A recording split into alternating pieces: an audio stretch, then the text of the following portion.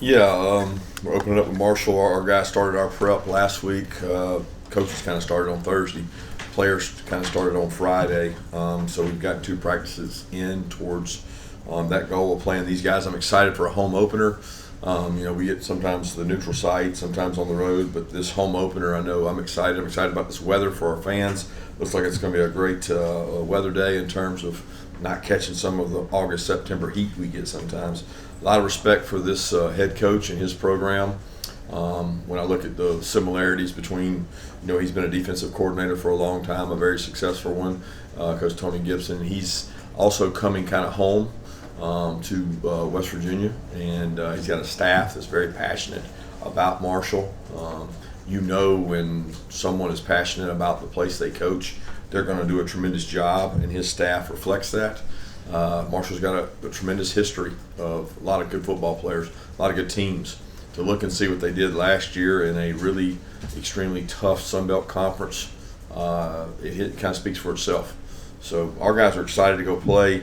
We always say the game's about us, and it'll always be about how we play, and we got to go play our best. So that's the next step for us. All right, raise your hand. We'll bring a microphone around to you.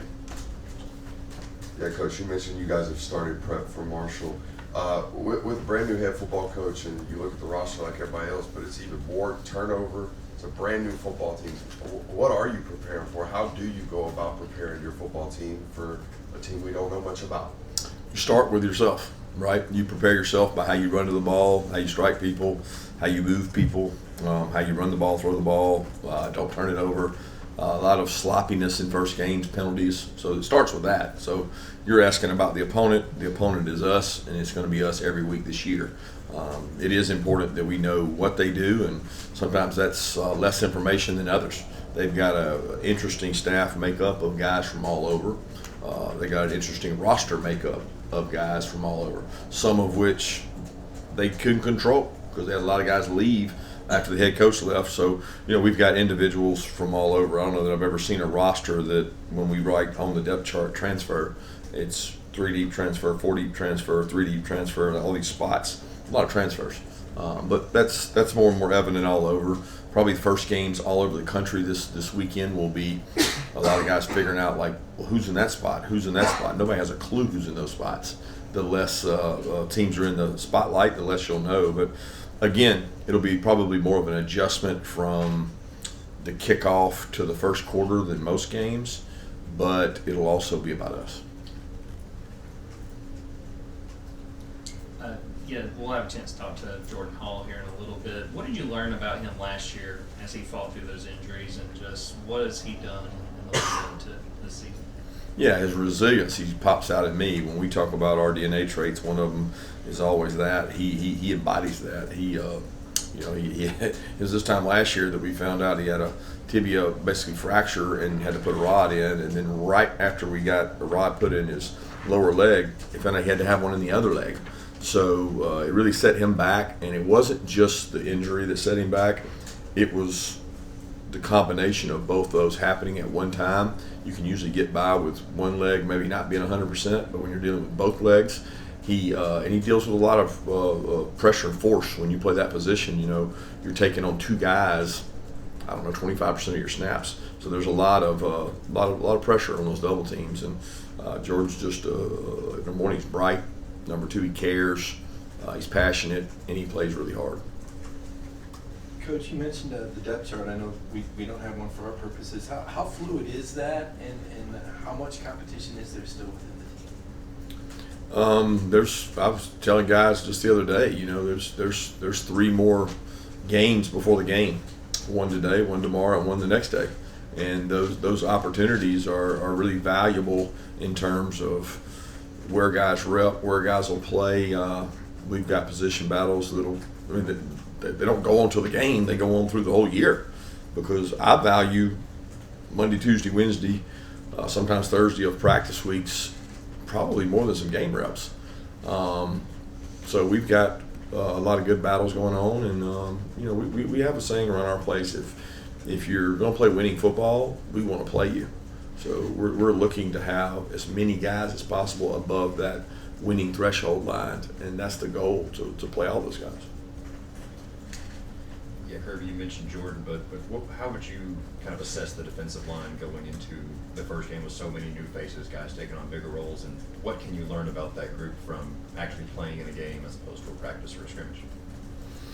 I don't think you necessarily learn more in a game with those guys. I get to see them in action. It's their action in a practice is very similar to their action in a game, where that might be different for a receiver or defensive back who has to tackle or not. These guys, they're going to war every day.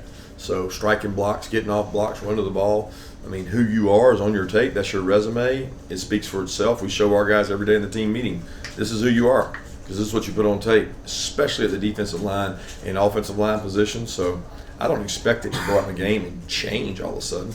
Like the guys with good characteristics, good habits in practice, it'll show up that way in the game. So what I see today will be similar to what I get an opportunity to see Saturday.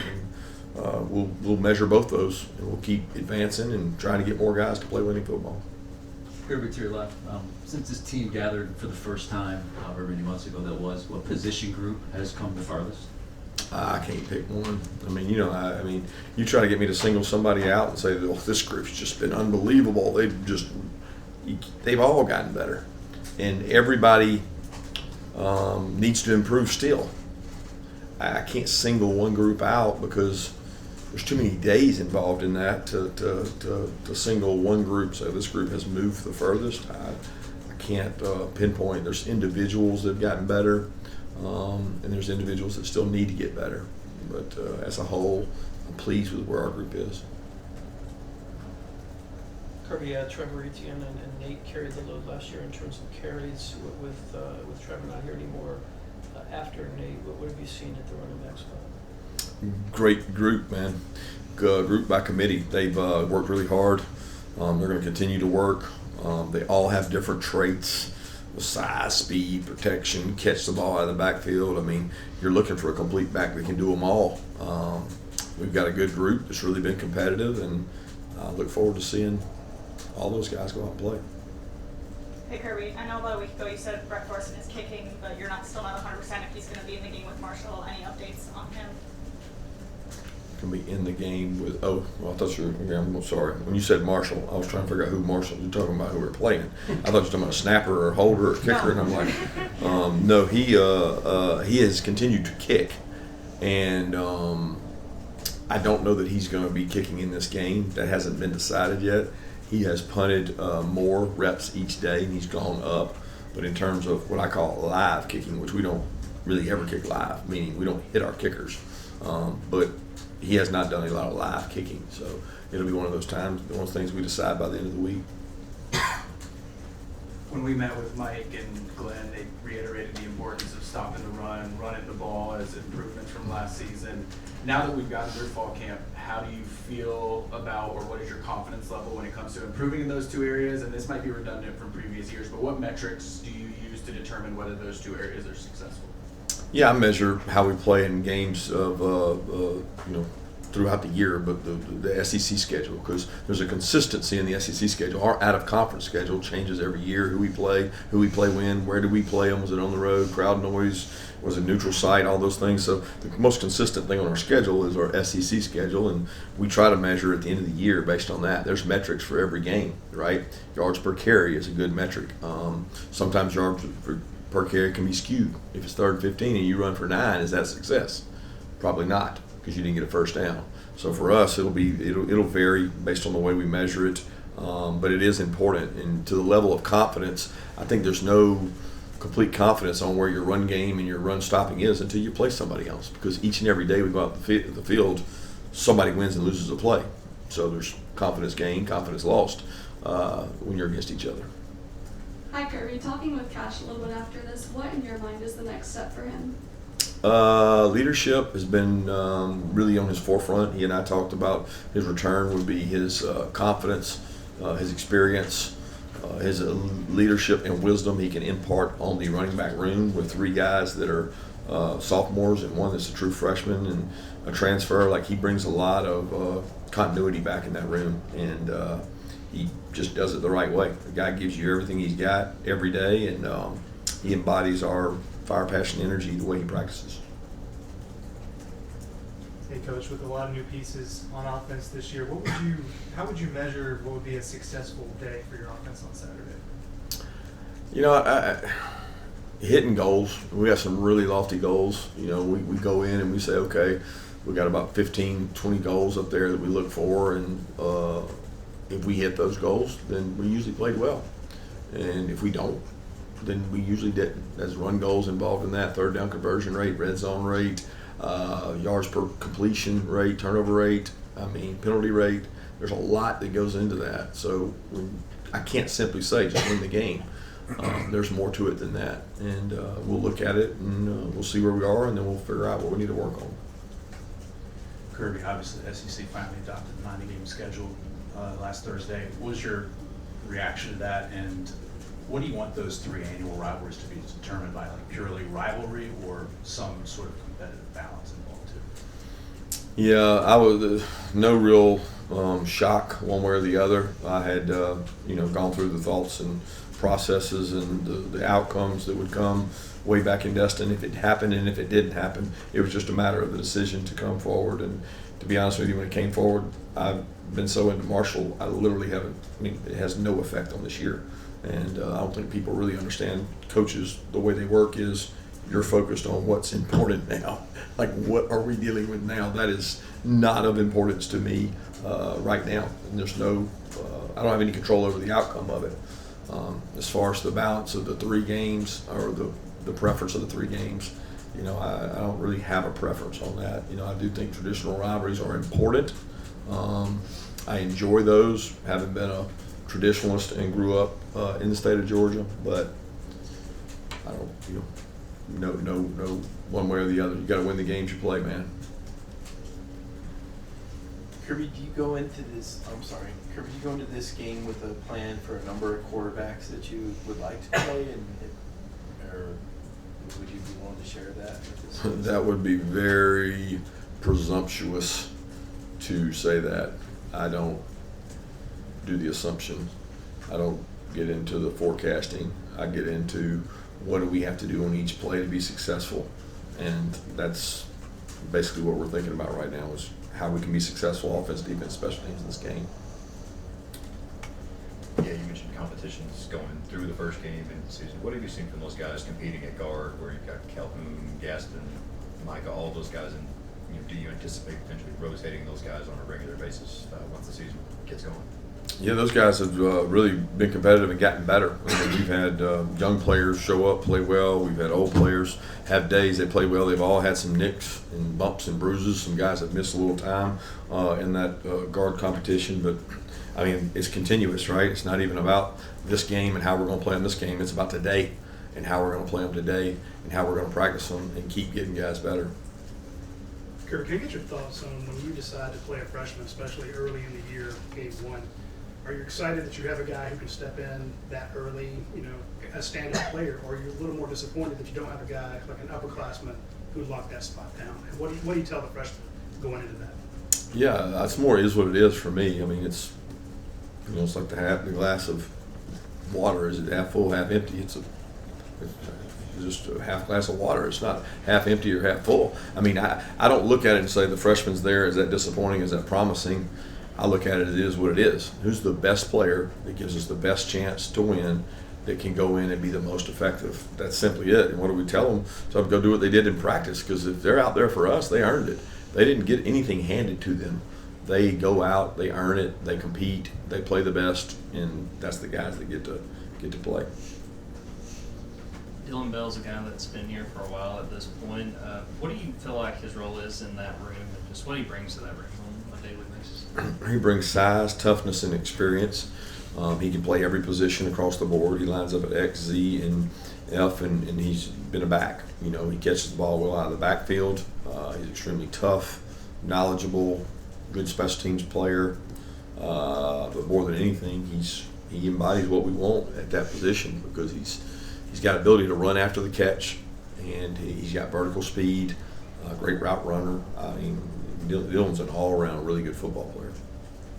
Coach, everybody knows what Kobe Young's situation was last year. He's now back. How has he maybe appreciated this second chance he's now getting? How has he been so far in camp and practice? He's been a tremendous leader throughout.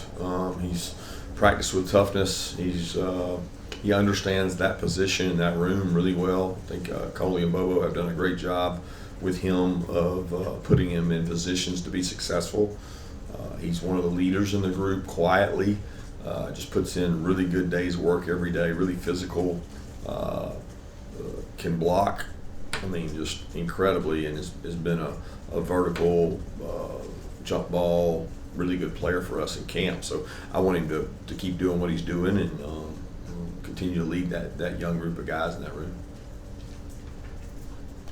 Coach, up here, when you talk about leadership, what is that number one trait or that priority trait that you want to see out of those guys as you have a roster that has a lot of new faces, a lot of new guys come in with a certain amount of returning veterans on this team? Yeah, number one trait of a leader for us is not worrying about what other people think about you, and holding people to a standard of excellence that has been set around here in terms of practice, the behavior in meetings, the attitude to hard work, the commitment to like lifting and running and doing things the hard way. You have a commitment to that and you embody it yourself, then you can be a good leader here. Kirby, how has Zachariah Branch adapted to the Georgia way, and would you see him, is there moments you see him, how to see in person, his athleticism, his it factor that you just really can't resonate on tape or scouting or viewing from afar? He's been really high energy, enthusiastic guy, loves football, enjoys practicing each day. He talked about that like he wants to be part of a group that loves to compete and go at it every day and bring their best. I mean, the guy loves football, he loves working out, he loves taking care of his body. So very pleased with the energy he's brought to our team, enthusiasm, and I'm looking forward to seeing him play because he's had a good camp, and I think he really enjoys football, and those are the kind of guys that really enjoy Saturdays. Yeah, you just talked about Colby and Zachariah. Do you feel like this is one of the deeper receiver rooms you've had, just in terms of guys who can line up in multiple spots, play different positions, that kind of stuff? It's hard to compare it from year to year. Certainly guys in that room that are contributing in many areas, like when we look across special teams and we rank players on our team just based on special teams, there's more receivers in the top 85 players than there has been in the past because there's some good football players in there. But I'm proud of the group, of what they've done so far, and I think they want to go out and prove it, put it on tape. Yeah, Coach, I feel like the scouting world and the world at large kind of figured out Mike Green was a great football player last year. Is there anybody on this Marshall roster that you've had to make your football team aware of or that we should know about? Well, I think when you look across the board, there's so many different guys coming in and going out. It's really hard. You start with the quarterback position where they may play multiple guys. They've got, when you look at their history, they've got guys that can run it, guys that can throw it. Defensively, they've had really good players come through there, and not to single anybody out, I just think they've got really good football players. When you look across at the backs they've got coming in, and you watch the tape of the backs of where they played the year before, tremendous group of backs. Coach, I know last season you kind of lamented the fact that there weren't enough reps for the 2s and 3s at the end of some games that everybody outside thought might be blowouts. What's your message to those first guys out there about you're doing this for your brother so he can get on the field and play? Yeah, focus is on first impressions, and the first impression of this team is how we play in this game. And if you can play winning football and we think you're a really good player, we're going to try to play guys in this game regardless of where they sit on the depth chart. We want to play the guys that can be rewarded and play winning football consistently. But they do that by what they do in practice. It's not about 2s and 3s. It's about our ones going out competing and playing really well, and we'll see how it goes. Time for one more question if anyone has one. Okay, Coach, thank you.